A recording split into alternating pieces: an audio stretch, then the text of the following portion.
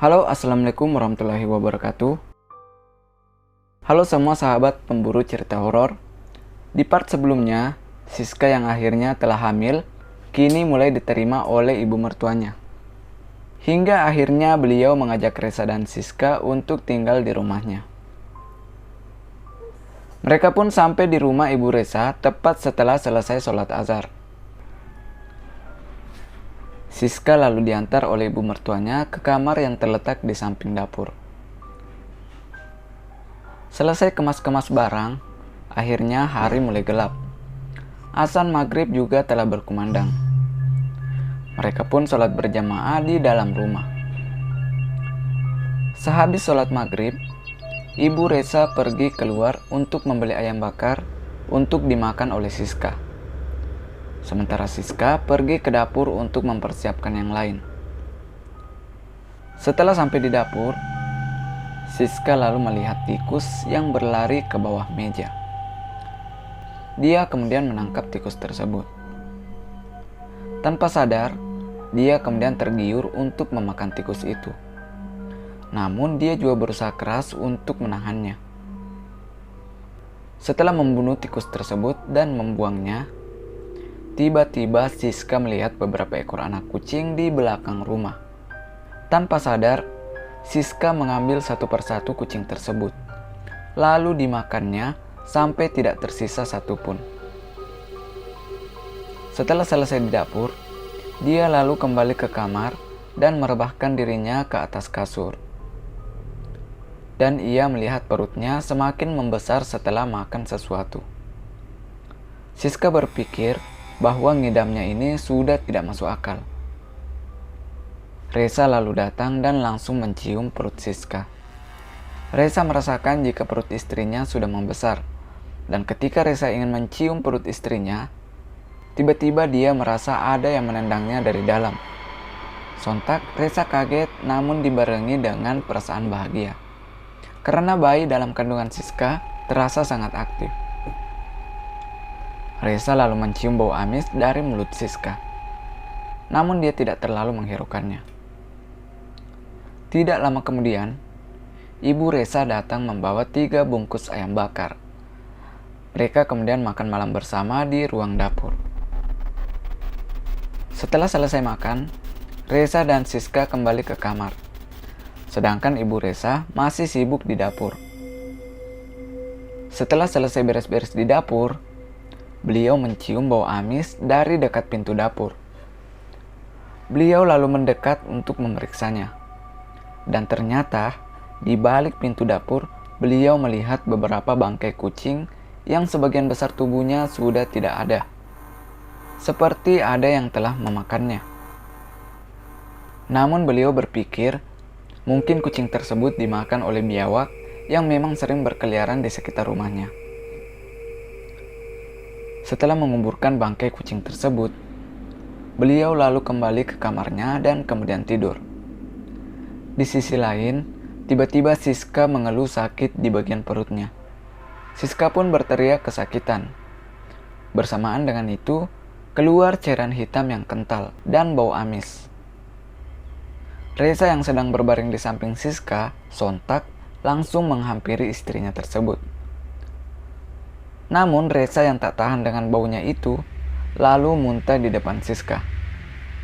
Tapi anehnya, cairan hitam itu tidak berhenti keluar dari alat kemaluan istrinya. Teriakan Siska pun tidak didengar oleh ibu mertuanya, karena malam itu tiba-tiba hujan deras. Saat Reza hendak pergi memanggil ibunya, kemudian tiba-tiba terdengar ketukan dari jendela. Reza lalu pergi untuk memeriksanya dan ternyata itu adalah Nyi Dharma. Reza pun kaget. Kemudian dia bertanya ke Nyi Dharma, bagaimana dia bisa ada di sini? Nyi Dharma kemudian menjelaskan bahwa dia disuruh oleh Mbah Sastro untuk membantu proses lahiran Siska. Dan dia telah berada di sekitaran rumah ibu Reza sebelum mereka tiba pada sore harinya.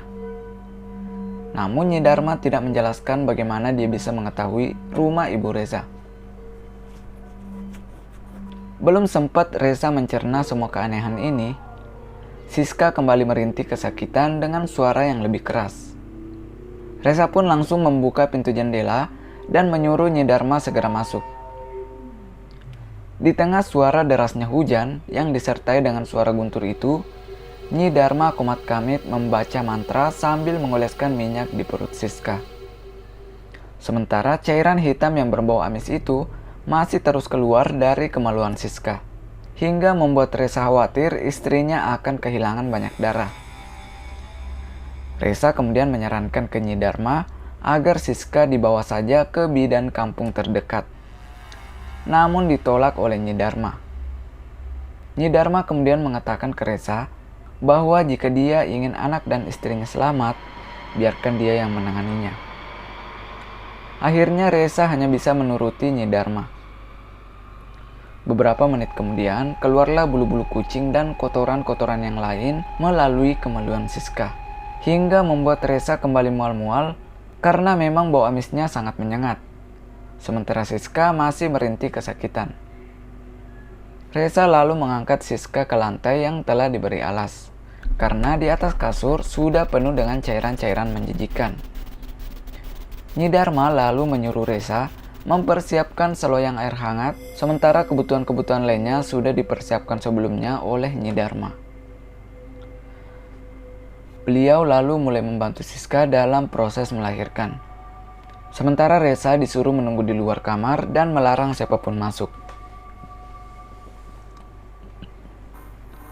Ibu Reza yang akhirnya terbangun setelah mendengar keributan dari tangisan Siska, kemudian langsung bergegas menuju ke kamar Siska. Sesampainya di depan pintu kamar, beliau lalu melihat Reza yang terus mondar-mandir dengan wajah penuh kekhawatiran. Reza yang melihat ibunya datang, langsung menahan ibunya agar tidak masuk, sambil menjelaskan bahwa Siska sudah ditangani oleh seorang dukun yang bernama Nyi Dharma. Beberapa saat kemudian, terdengar suara tangis bayi dari dalam kamar. Tidak lama setelah itu, Nyi Dharma keluar kamar dan menyuruh Reza masuk. Ibu Reza yang ikutan masuk pun langsung muntah setelah mencium bau busuk seperti bangkai dari dalam kamar. Sementara Reza langsung memeluk istrinya kemudian menggendong bayinya tersebut.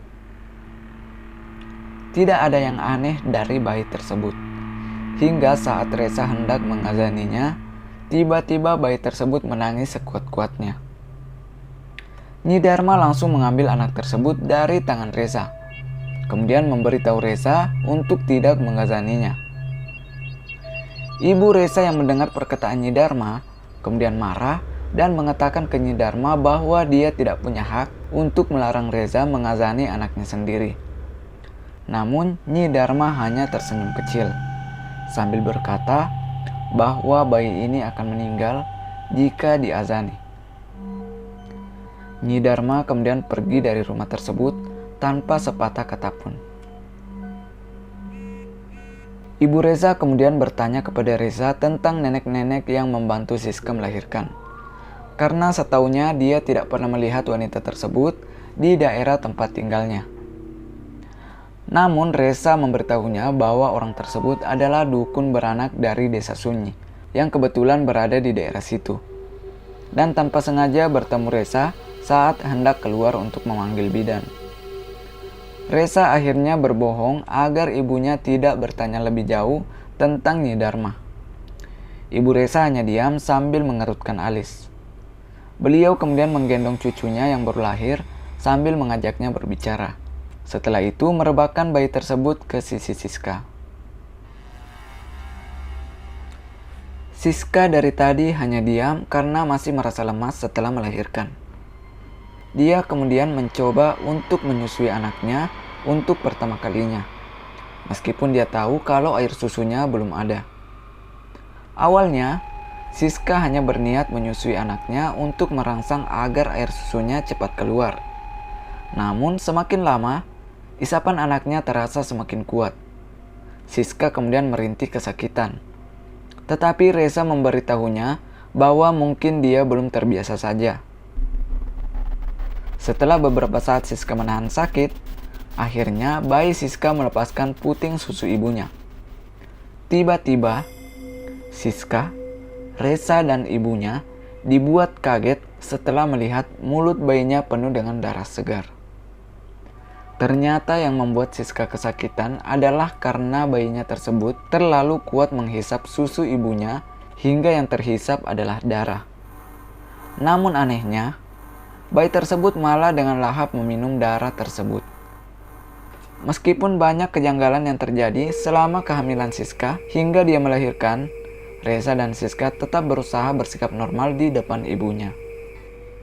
Mereka juga terus berdoa semoga kedepannya semua akan baik-baik saja.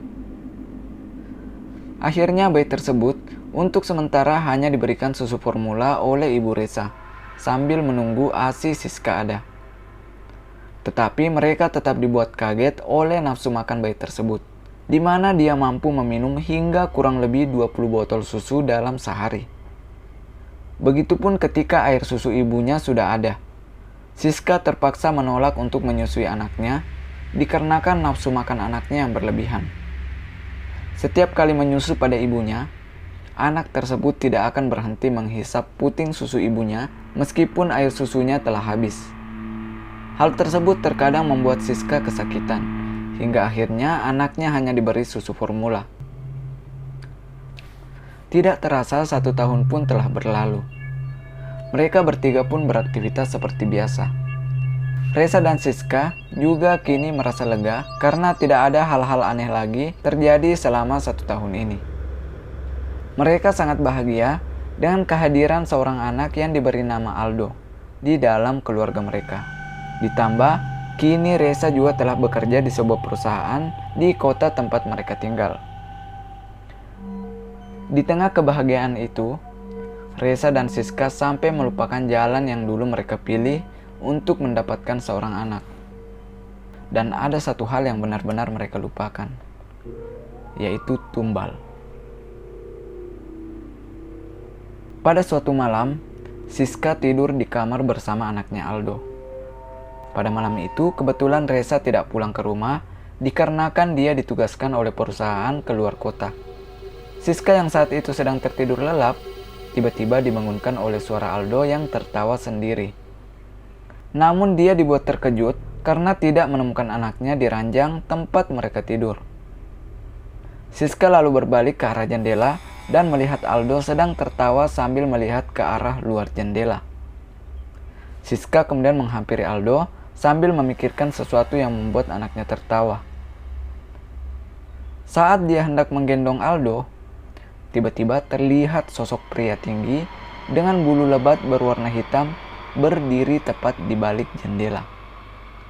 Secara spontan Siska pun langsung berteriak memanggil mertuanya, kemudian lari sambil membawa anaknya keluar dari kamar. Ibu mertua Siska yang mendengar suara teriakan keras langsung bergegas keluar dan kemudian berpapasan dengan Siska di ruang tengah. Siska lalu menceritakan kejadian yang dialaminya kepada sang ibu mertua. Setelah mendengarkan penjelasan dari Siska, ibu mertuanya lalu mengajak Siska dan Aldo untuk tidur bersama di kamarnya. Malam itu terasa sangat mencekam, membuat Siska dan ibu mertuanya tidak bisa tidur dengan nyenyak. Namun tidak beberapa lama, akhirnya mereka pun tertidur. Tepat pukul 2 tengah malam, ibu mertua Siska bangun untuk buang air kecil. Beliau lalu bergegas menuju ke toilet yang letaknya berada di samping dapur. Setelah selesai buang air, tepat ketika beliau keluar dari toilet, dia kemudian melihat Aldo sedang berjalan ke arah ruang tamu. Dengan cepat, mertua Siska langsung bergegas menggendong cucunya. "Loh, kamu ngapain keluar, nak?" gerutu mertua Siska. Beliau lalu membawa cucunya tersebut kembali ke kamar. Namun sesampainya di dalam kamar, beliau kaget karena di atas kasur dia melihat Aldo dan Siska yang tengah tertidur. Lalu siapa anak kecil yang digendongnya sekarang? Pikirnya dalam hati. Dengan perlahan ibu mertua Siska lalu membalikkan kepalanya ke arah anak kecil yang sedang digendongnya. Beliau kemudian langsung berteriak keras setelah melihat anak kecil yang digendongnya merupakan sosok berwajah genderuwo. Dia kemudian langsung melemparkan anak tersebut ke lantai dan bergegas membangunkan Siska. Setelah kejadian itu, akhirnya mereka tidak bisa tertidur hingga azan sholat subuh berkumandang. Pada esok harinya, Siska kemudian langsung menelpon suaminya agar segera pulang. Awalnya, Reza menolak dengan alasan pekerjaannya di luar kota tidak bisa ditinggal begitu saja. Namun begitu Siska menceritakan tentang kejadian yang dialaminya, akhirnya Reza setuju untuk segera pulang. Pada malam harinya, Reza pun akhirnya datang. Siska lalu bergegas menyambut suaminya itu. Reza, Siska, dan ibu Reza serta Aldo kemudian makan bersama pada malam itu. Ibu Reza lalu menceritakan kejadian yang mereka alami kemarin malam kepada Reza. Saat mereka selesai makan, Siska langsung mengajak Reza segera ke kamar. Dia kemudian membahas sesuatu yang telah lama mereka lupakan, yaitu mengenai ritual dan tumbal yang hingga saat ini belum mereka berikan. Siska menjelaskan mungkin kejadian kemarin malam ada sangkut pautnya dengan hal tersebut. Reza lalu diam sejenak. Sebenarnya Reza tentu saja tidak melupakan mengenai tumbal yang harus mereka berikan sebagai ganti untuk memperoleh keturunan. Tetapi karena selama 1 tahun ini semua berjalan baik-baik saja tanpa adanya hal-hal aneh yang mereka alami, Reza kemudian berpikir bahwa mungkin tidak akan masalah jika tidak ada tumbal yang dia berikan, mengingat tidak ada keluarga yang ingin dia korbankan. Namun setelah kejadian kemarin malam, akhirnya mereka berdua sepakat untuk kembali ke rumah Mbah Sastro untuk menanyakan hal tersebut. Besok paginya, Reza berbohong kepada ibunya bahwa ia ingin pergi ke desa sunyi bersama Siska untuk menghadiri sebuah acara pernikahan. Mereka berdua lalu menitipkan Aldo kepada neneknya. Pukul 7 pagi, Reza dan Siska berangkat ke rumah Mbah Sastro. Seperti biasa, Reza harus menempuh jarak berjam-jam untuk sampai ke rumah dukun tua tersebut. Sesampainya di rumah Mbah Sastro, mereka langsung disambut oleh Nyi Dharma di depan pintu dan langsung menyuruh keduanya masuk ke dalam ruangan Mbah Sastro, seolah-olah dia tahu maksud dan tujuan kedatangan mereka. Setelah mereka masuk, terlihat Mbah Sastro sedang mengusap-ngusap sesuatu sambil komat-kamit. Tidak lama kemudian, dia lalu berkata ke Reza, "Kau terlambat. Kamu akan menanggung akibatnya." Siska dan Reza langsung ketakutan mendengar perkataan Mbah Sastro. Mereka berdua lalu meminta maaf ke Mbah Sastro. "Maafkan kami, Mbah. Kami benar-benar lupa akan hal itu. Sekarang kami harus bagaimana, Mbah?" tanya Reza sambil memohon. "Sudah terlambat. Sekarang kalian hanya bisa menunggu Eyang Romo mengambil nyawa semua orang yang berhubungan darah denganmu, termasuk kamu, istrimu, serta keluarga-keluargamu yang lain." Perlu diketahui bahwa Eyang Romo ini adalah sosok genderuwo peliharaan Mbah Sastro. Mendengar itu, Reza kembali menundukkan kepalanya sambil meminta pertolongan ke Mbah Sastro. Akhirnya Mbah Sastro memberikan sebuah kain lusuh berwarna putih ke Reza, sambil menjelaskan padanya bahwa malam ini adalah tepat 1 tahun umur anaknya.